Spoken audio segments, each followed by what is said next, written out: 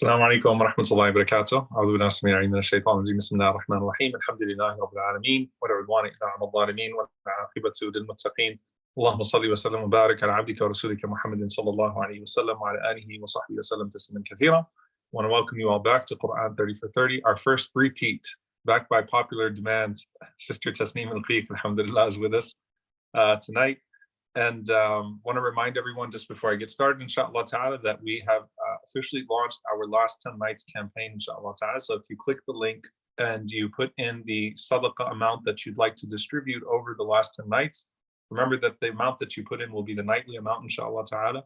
And bidnillahi ta'ala, it's a way of catching Laylatul Qadr and also supporting the work here at Yaqeen Institute. So may Allah subhanahu wa ta'ala bless you all. And reminding you that we will have our last 10 nights telethon, inshallah ta'ala, our Finish Strong telethon, on May 13th, inshallah ta'ala, from 3 p.m. to 8 p.m. Eastern, the end of which will be a dua that we can all join in, inshallah ta'ala, as we go into the first of the last 10 nights, which will be, that will be the 21st night of Ramadan, bi'idhnillahi ta'ala. So we get into Juz 17, inshallah ta'ala. And subhanAllah, today, as I was preparing for this, it gave me a whole new perspective on it. And that's been the beauty, I think, of hearing the reflections from Sheikh Abdullah and from our guests every night, as we're sort of telling the story of Islam through the Quran in this particular way. Surah Al-Anbiya, this surah of the prophets. And it comes at the end of the Meccan period, similar to a lot of these surahs, but it doesn't focus on one prophet. It gives this whole scope of all of the prophets. And in fact, it mentions 17 prophets by name in this surah. And it gives you a snapshot of each one, and it kind of gives you the end result of each one of those prophets' da'wah. So Allah subhanahu wa ta'ala making the way out for all of those prophets, sort of the final relief that came to each one of those prophets. And the only one whose life we get, some depth with is Ibrahim alayhi salam, the journey with his father and with the idols in particular, where the Prophet sallallahu alaihi wasallam is also in a similar situation now, leaving Mecca, not having been able to convince his people at that moment due to the arrogance that came from the elites of Mecca, that the idols were of no benefit to them. So the rest of the prophets, you're kind of getting a snapshot of each one of them, and we'll talk about how that plays out in the surah. The surah starts off with اقترب للناس حسابهم وهم في غفلة معرضون, that the reckoning that people have been pushing off, it's coming towards them, and they are continuing to push themselves into heedlessness, meaning Allah has given them enough of a chance. And of course, the hisab that Allah is talking about is the day of judgment, the way that the reckoning is coming towards them. Now, at the end of Surah Taha, which is the previous surah, Allah subhanahu wa ta'ala talks about the way people are disoriented on the day of judgment. The disbelievers are disoriented on the day of judgment. وَمَنْ أَعْرَضَ عَنْ ذِكْرِي فَإِنَّ لَهُ مَعِيشَةً ضَنْكًا. Until the end, Allah talks about people that have a constricted life because of their rejection and because of their arrogance, and then they're raised up on the day of judgment blind. And then they complain, لِمَ حَشَرْتَنِي أَعْمَى وَقَدْ كُنْتُ بَصِيرًا.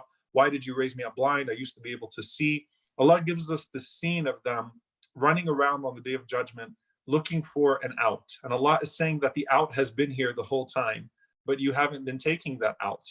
Now, the nature of Surah Al-Anbiya is consoling the Prophet ﷺ that you are not the first one to go through this. And that's actually something that is very powerful here, because you think of some of the claims that were made against the Prophet ﷺ. And the nature of those claims is similar to the claims that were made against prophets that came before. So for example, when they said, why can't you do some sort of superhuman, immortal thing? Why don't you bring the angels and pull off these feats?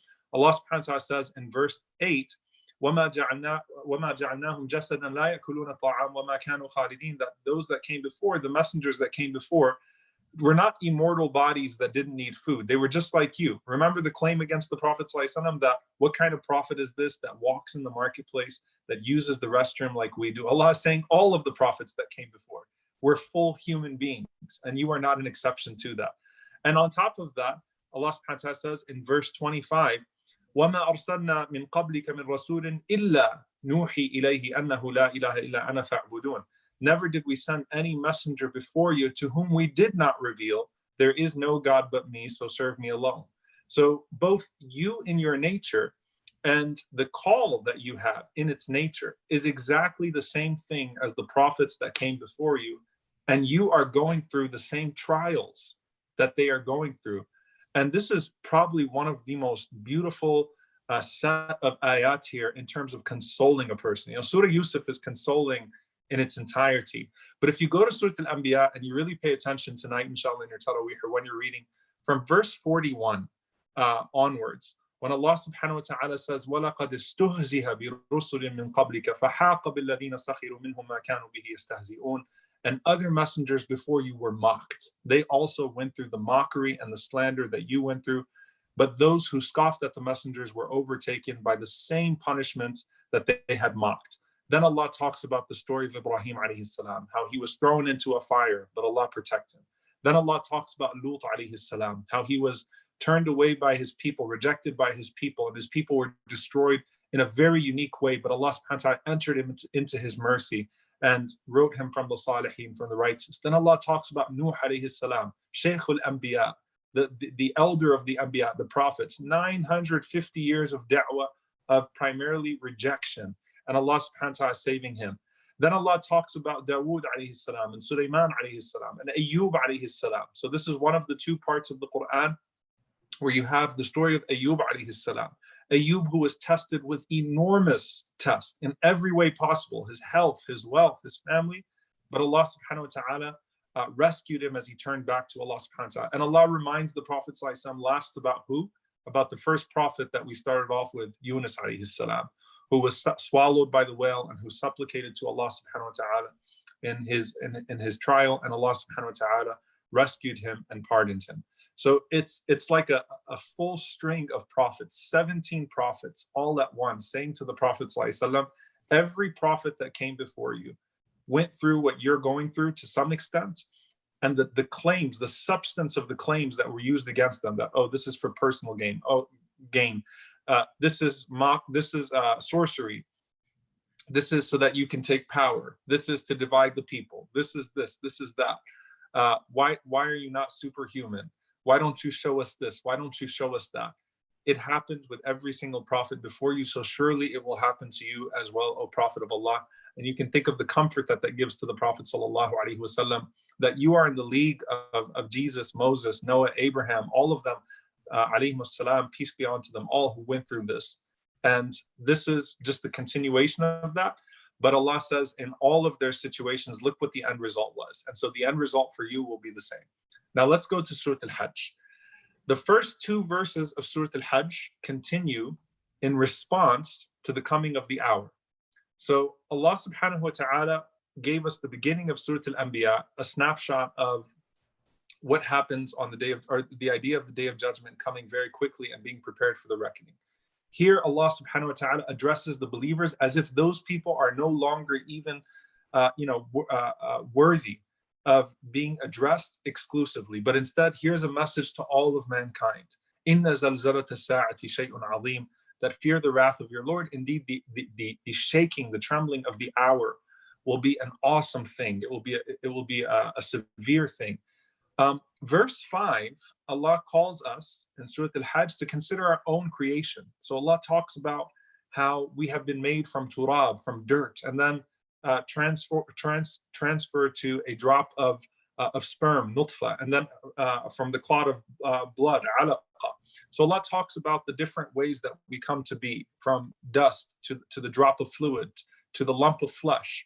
And Allah subhanahu wa ta'ala starts to go through the way that we go in our mother's wombs and the way that we reach the stages that we reach. If you read Surah Al-Anbiya, it's really reflecting on the creation of the heavens and the earth. Here, there's a reflection on the creation of man. So for us to reflect within ourselves, and Allah subhanahu wa ta'ala mentions in various parts of the Quran that we will show them our signs in the heavens and the earth, bil afaq wa fi anfusihim, in the creation around them and even in themselves, until they come to that conclusion of faith. But here's what I really want to get to. I think Sheikh Abdullah, you're talking about verse 11 today, right? Yep. So, there's a test that's coming, okay? And the believers have now been pushed to their edge. Surah Al-Anbiya, the first half of it is Makki, and then at verse 26, it becomes Medina. Allah subhanahu wa ta'ala says some people worship Allah on an edge. When the test gets too severe, they jump off, and that's what Sheikh Abdullah is going to be talking about. The believers have been pushed to an edge, and now they have migrated with the Prophet sallallahu alaihi wasallam. And I want to call your attention to just One beautiful thing about this, because I'm sure you've heard these ayats about Hajj many times. Allah is telling us from the very beginning of the Quran, the dream of Ibrahim alayhi salam, the dream of Abraham will be fulfilled. How will it be fulfilled? By his noble son, Muhammad sallallahu alaihi wasallam, purifying the house that he built for his worship and reestablishing Tawheed, monotheism in that place and by extension in the whole world. And the way that the last days of the world play out is Isa alayhi salam, Jesus, peace be upon him, making his way saying, Labbaik Allahumma labbaik, to establish Tawheed once again, to establish monotheism in the place that Ibrahim alayhi salam set up as a place of the worship of Allah subhanahu wa ta'ala alone. So Hajj is the focal point, right? Mecca is the focal point. When it is purified, then that is a sign of the purity to the world. What is the first thing that Allah addresses here? And what's the mindset of the believers? And I want you to imagine being a Muslim who grew up in Mecca your entire life. You've seen the Kaaba day and night your entire life with its idol worship. And now is the first time you've been run out of Mecca. You're in Medina, and you don't know when you're ever going to see the Kaaba again, if you'll ever see it again, and if it will be in a state of Tawheed again. Can you imagine the hardship that the Muslims felt in Medina, how much they yearned for Hajj and Umrah, for the Kaaba?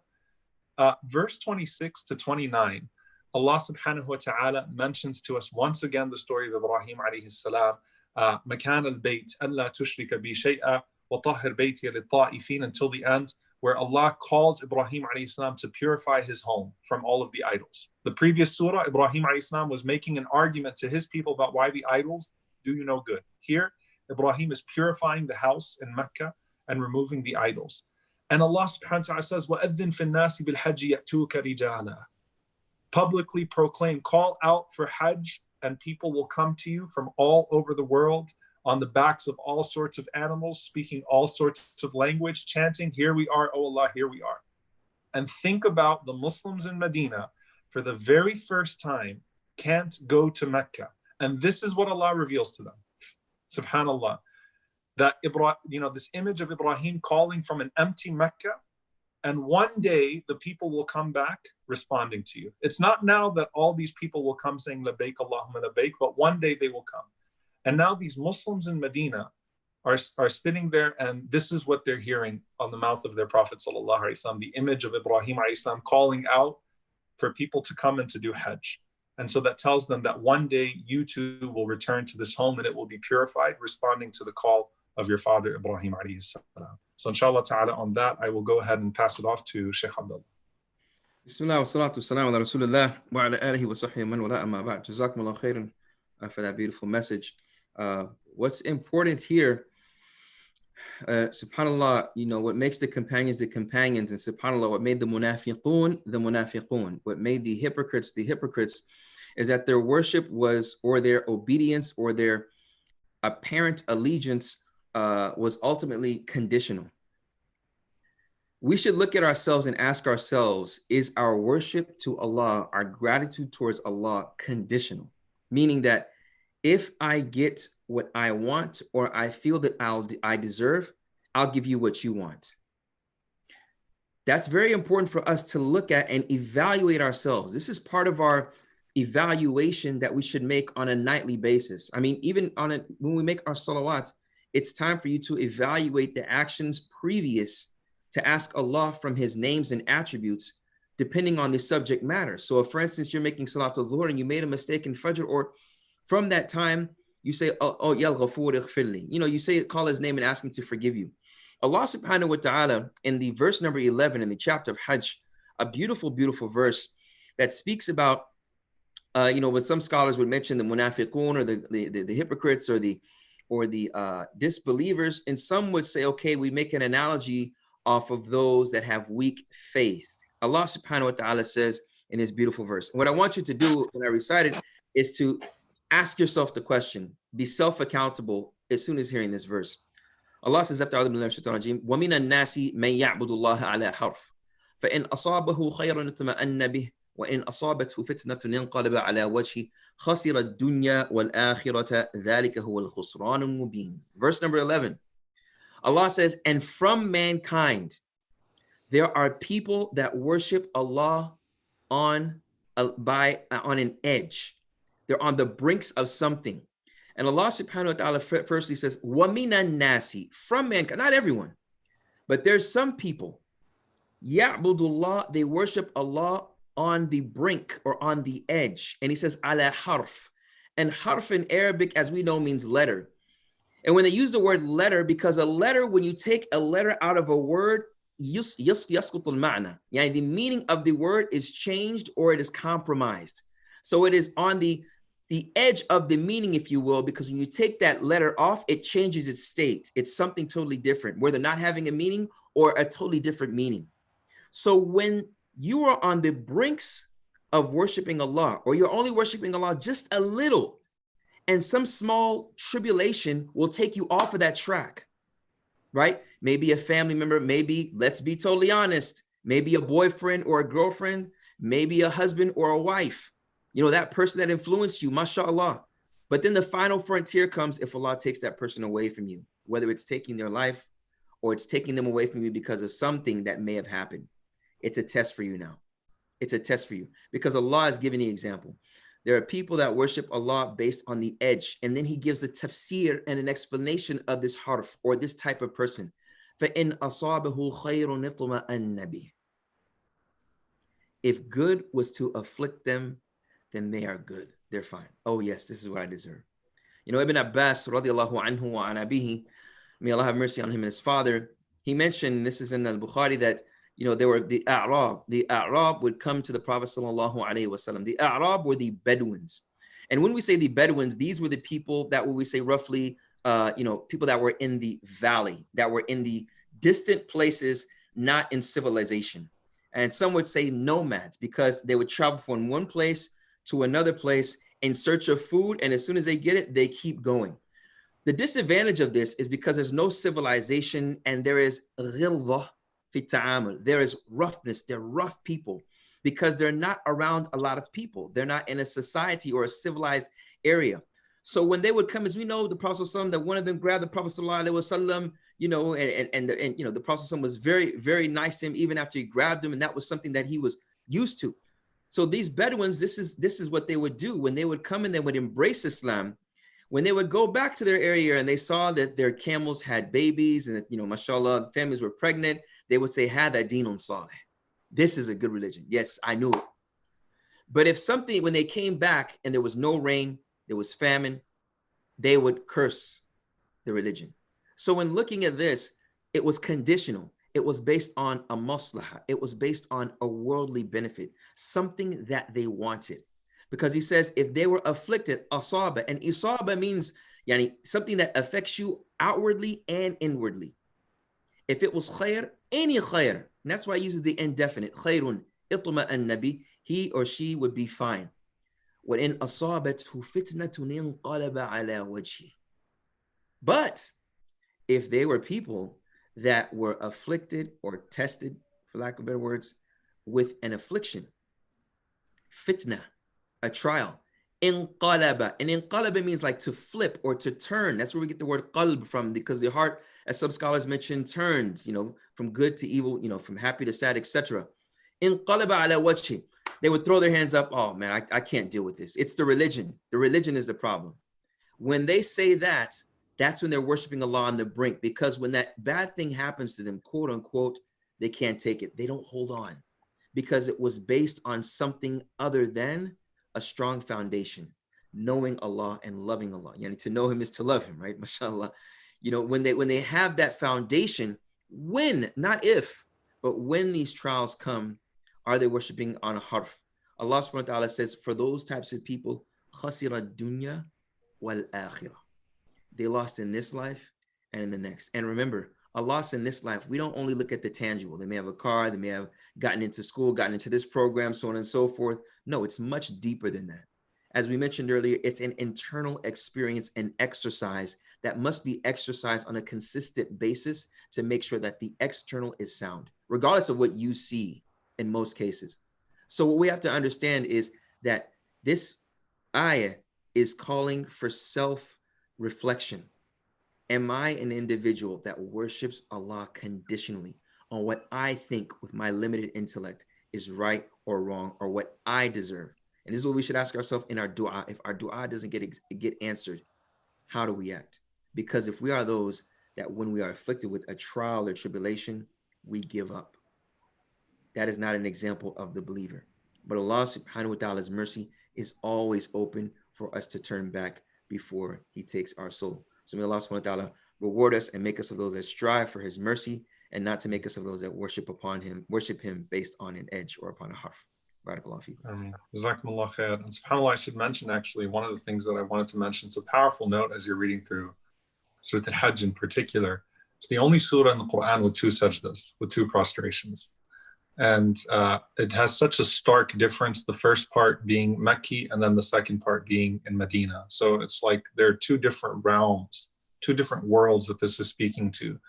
And, you know, it's something really to think about. Sujood in all situations. You prostrate in good and you prostrate in hardship. You prostrate in Mecca when you're fearing for your life. You prostrate in Medina when you're starting all over. You prostrate and you do sajda in patience, sajda in gratitude. And that's the example of Ibrahim alayhi salam, that everything drives him back to sajda, right? He gets driven back to prostration no matter what. And these people, on the other hand, are driven off the cliff. They jump off the cliff. As soon as something bad happens, we can't do this. And of course, as we mentioned, some Muslims in Mecca held back. They didn't make the hijrah. They said, this is too much. We didn't sign up for this. And unfortunately, they missed out. So inshallah ta'ala, we'll now have Sister Tasneem reflect on a portion, inshallah. Assalamu alaikum, everyone. These surahs today are particularly difficult to reflect on because of the sort of the severity of what they discuss. Now, both Surah Al-Anbiya and Surah Al-Hajj start with this reminder of not the day of judgment, but that moment right before the day of judgment. So as Shaykh Umar said, right, Surah Al-Anbiya begins, اقترب للناس حسابهم, that this moment, this day of reckoning, this day that we're going to be held accountable, is getting close to the people. وهم في غفلة معرضون.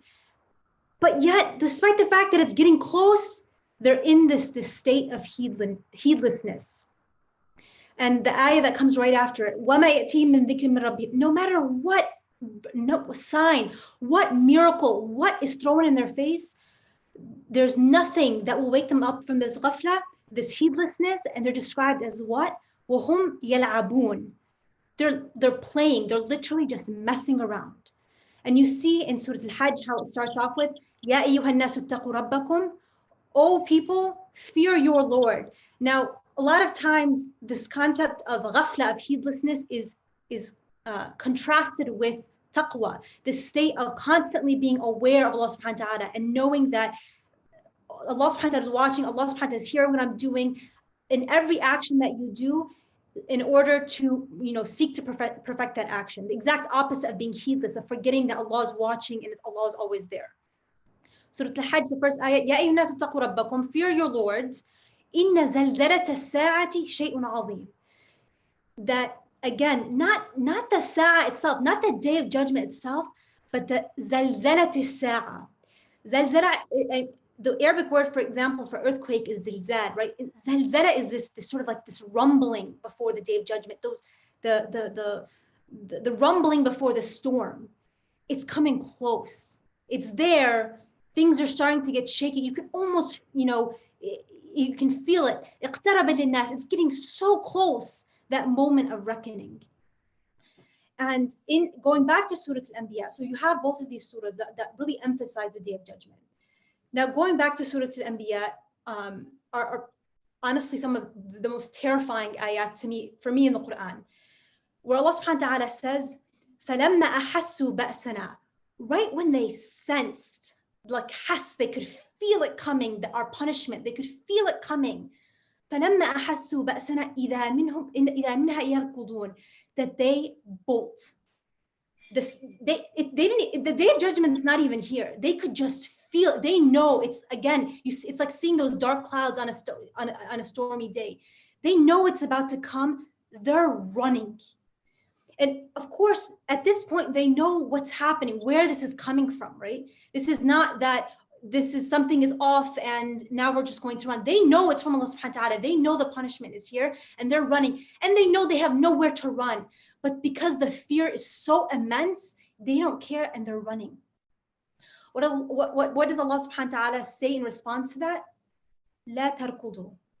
Don't run. There's no place for you to go at this point. لا تركضوا وارجعوا إلى ما أترفتم فيه. Don't run. In fact, come back to everything you have been blessed with. Come back to everything you were neglectful of. All of this blessing upon blessing. وارجعوا إلى ما أترفتم فيه. All of these blessings you were drowning in. ومساكنكم, your glorious homes. The shelter that I provided over your house. Come back to it. لعلكم تسألون. Because you're going to be asked about everything that you were given, everything that you experienced. Because what are you doing this whole time? وهم يلعبون. We're playing around. We're in the state of heedlessness. We're just living our lives, going to the movies. We're binge watching shows. We're hanging out, forgetting salah as we're hanging out with friends. It's incredible how long we can go in a state of not even realizing, not realizing doing basic things, remembering Allah subhanahu wa ta'ala in your day-to-day actions. But to the point where we're drowning in blessings. There's so much that we have, and even then we're still heedless. And what's terrifying really, the goes on. Allah subhanahu wa ta'ala says, don't bother running. In fact, come back so you can be asked about everything I've given you. What do they say in response? Ya waylana, qalu ya waylana inna kunna zalimin. Oh woe to us is the literal translation, but it's like literally you grasping your head and thinking, what have I done? Like, we were wrong. And that feeling of just being so terrified that what like everything just hitting you like a ton of bricks. We were wrong. Honestly, some of the most terrifying ayats in the Quran. فَمَا زَالَتْ تِلْكَ دَعْوَاهُمْ. They kept repeating that over and over and over again. What were we thinking? What were we thinking? Until Allah subhanahu wa ta'ala wipes them out. Now, I know the times that we're going through, the times that we're experiencing, we're all trying to be optimistic. We're trying to be positive, think about the good. But I particularly wanted to focus on something that is really terrifying to me in light of the last 10 nights of Ramadan. Because it's also important to really push ourselves with this fear of having wronged Allah subhanahu wa ta'ala, having been neglectful. And hopefully that fear pushes us to beg Allah subhanahu wa ta'ala in these last 10 nights that are just around the corner, to not allow us to be among these people and to make us of the muttaqeen. And just very briefly, I think that this reality, these ayat speak so much. They speak volumes in comparison to what we're experiencing right now, because we're experiencing a worldwide pandemic, right? You go out, people are staying their distances. There's things barred up. Places are deserted. You go on every news website, every blog. What is it being described as? It's like the end of times, right? It's like that's it. The world is over. Every time you get that sense of fear, every time you walk out and you feel like this is creepy, this feels like this is weird, this is uncomfortable, this is not normal, I want you to think about these ayat. And I want you to think about that sensation, that fear that you kind of feel. Think about the 1,000 times, the million times fold of that fear that you will sense when that zalzala, that rumbling of the Day of Judgment is there. Really grasp it. Don't run from that sensation, because that's exactly what we're doing now. What happens? We're nervous, we're scared. This is not normal. I'm not comfortable, right? And we're barely sensing anything. So what do? We run. How do we run? We run to our devices. We run to do anything to keep our minds from thinking about this reality, right? Anything to numb our minds. I'm just going to binge watch shows. I'm just going to scroll on Facebook all day. I'm going to do whatever it takes to maintain that state of heedlessness, of ghafla. I'm going to play around. I'm going to mess around just so I don't come to terms with the reality that this sensation is terrifying. It should be terrifying, but don't run. Don't run and thank Allah subhanahu wa ta'ala. Do exactly what Allah subhanahu wa ta'ala warns these people of doing, that thank Allah subhanahu wa ta'ala for these blessings. be conscious of his presence, and in these, especially in these last 10 nights, turn back to him, run towards him, and make dua, beg Allah subhanahu wa ta'ala that we're not among these people, and that we always remain in a state of consciousness. I'm sorry if I pushed anyone, but these ayats terrify me in a way that hopefully will push you and I to beg Allah subhanahu wa ta'ala for his mercy and remain among the muttaqeen. Ameen. Jazakumullah khairan. Allah subhanahu wa ta'ala bless you. It's important for us, I think, to always, we have to make sure that we don't lean just in one direction of hope without the direction of fear sometimes, right? And so I think it's important, Allah Azza wa Jalla would not give us these scenes unless there was some sort of reflection in them for us. And of course, the fear of Allah subhanahu wa ta'ala only runs us back to him, right? And that's actually the point, that in this world, when you have that sensation, when you have those terrifying sights that are given to you, you have an opportunity to turn back to him and to have complete safety in turning back to him. And the hereafter, when you run away, where are you going to run? And so, what came to my mind as you were speaking, hadith of the Prophet ﷺ, "La malja wa la manja minka illa ilayk." There is no refuge or shelter from you except to you. I can't escape Allah except by going back to Allah. I can't shelter myself or seek refuge from him except to him. And so he doesn't give us these ayat to paralyze us with fear. He gives us these ayat to activate us with fear. And fear is an important part of our faith. Not a debilitating fear, but may Allah subhanahu wa ta'ala help us and forgive us. May Allah Azza wa Jal allow us to have safety on that day. May Allah subhanahu wa ta'ala allow us to be awake and mindful in this world, and to be comforted by that mindfulness in the hereafter. May Allah subhanahu wa ta'ala not allow us to drown away when he sends us such a reminder, to drown ourselves away into heedlessness. And subhanAllah, if you're thinking, one thing that you touched on, all of these devices provide added means of ghafla as well, of heedlessness as well, right? So where were you going to run in the past? Now it's much easier to find something to distract you.